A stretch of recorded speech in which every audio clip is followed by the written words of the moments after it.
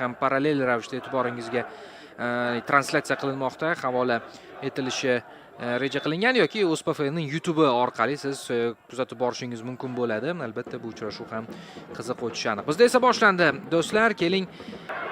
Qani ko'raylik-chi, endi ko'ramiz. Hali solishtirib olamiz qo'shimcha ko'rsatkichlarni. Ichkariga uzatma katta qo'rg'ondan hujum zarba yo'llandi. 21-raqamdagi futbolchi bu Asadbek Beglarxonov harakat qilib ko'rdi.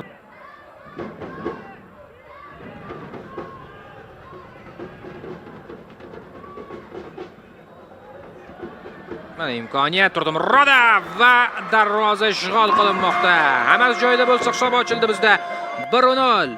Rustam Turdimurodov o'tib ketdi, bo'sh hududga chiqib keldi. Hech kim yo'q edi qarshisida to darvozabongacha. Darvozabon ham to'pni qaytara olmadi va toshkentliklar oldinga chiqib olishmoqda. Mana. Ofsayd haqida gap so'z bo'lishi mumkin emas. Ancha ichkaridan chiqib keldi. Uzatma muallifi esa Flamarion. Butsaning tashqi tarafida. Endi ohista juda bir super trivial deya olmaymiz u. Har holda yaxshi uzatmani amalga oshirdi Flamarion. Turdimurodov.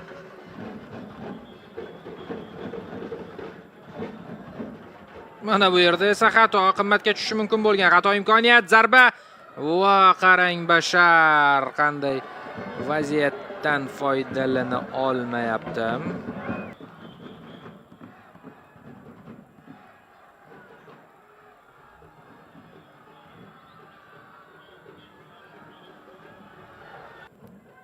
Azmuddinov, Flamarion, chiroyli harakatlar, zarba yo'llandi, noaniq Turdimurodov. Harakat qilib ko'rarmikin, vaziyat yaratarmikin?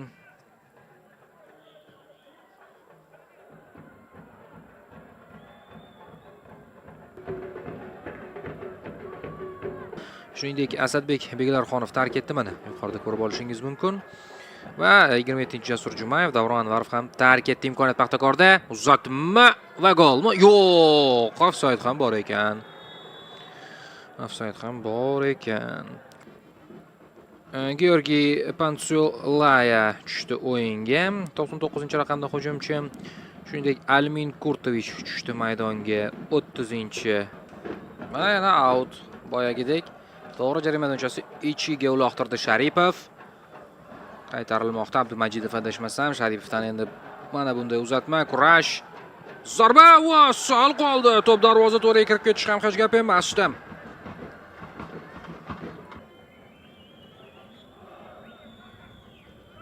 Flamarion. Paxtakorda imkoniyat, zarba noaniq. Bozorov bu. Hujumga aylangan holatda ham qaytmayapti. Olisdan zarba noaniq.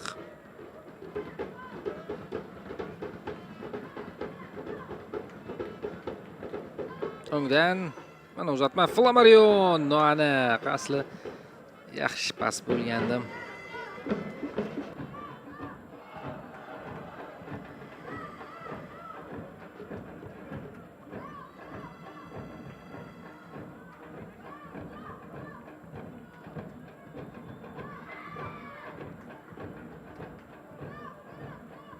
Imkoniyat Turdimurodov va gol! Ikkinchisi o'zi yakunladi. Chiroyli gol urdi. Chiroyli, ancha chiroyli. Birinchisi bilan solishtirganda go'zal deyishimiz ham mumkin. Va menimcha endi masalani hal qilyapti ko'rinishdan. Chunki 73-daqiqa, ikkita to'p farqi, katta qo'rg'onda vaziyatni o'zgartirish uchun shu vaqtgacha 1-0 ekanligida hisob vaziyatlar, ya'ni imkoniyatlar deyarli bo'lgani yo'q. Qani ko'raylikchi, Turdimurodov ofsaydda emas, chunki qolib ketgandi Jumayev.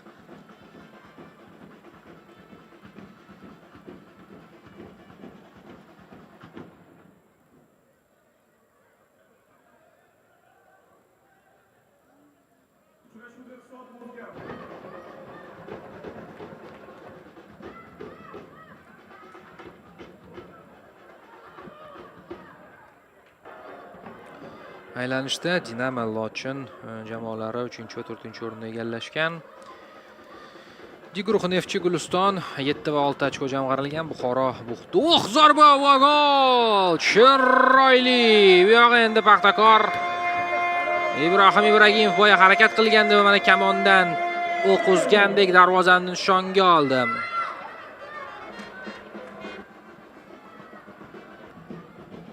Mana masofa olis va darvozabon endi qutqara olmadi.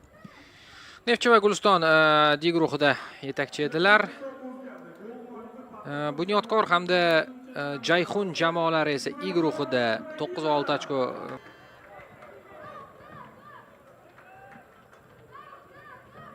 o'zgarishlar bo'ldi. Hakam bir necha daqiqa qo'shib bersa kerak. Hojimat esa gol uchun juda urinyapti. Zarba yo'lladi va ozgina aniq qo'llab-quvvatlayapti.